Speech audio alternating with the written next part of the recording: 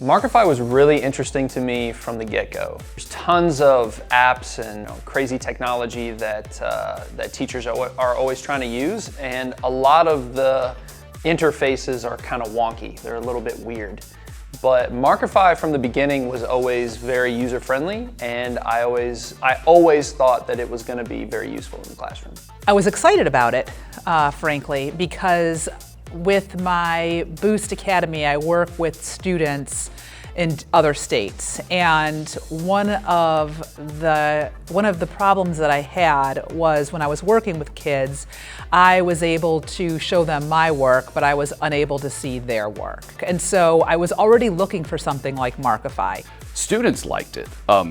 They liked the fact that instead of having to get up and stand in front of other students, and they found that more embarrassing than just being able to sit at their Chromebook and write on the screen the same things that I was going to ask them to do. So instead of having to get up in front of people and do that, they could do it right there. My first experience was good. I used it for sort of class note-taking, and that worked really well because I sort of passed the pen to some of the other students, and they sort of took their own notes, and they kind of took control of the lesson with me still kind of guiding them. The other side that was really helpful is for students that weren't in class.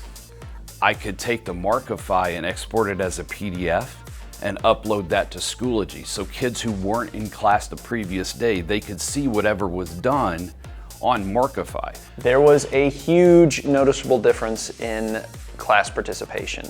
And then with note-taking, I actually had students come up to me and tell me, like specifically, they prefer Markify over what I used to do. Don't hesitate. I would for sure check it out, implement it, use it, ask the kids for feedback. The kids think it's fun.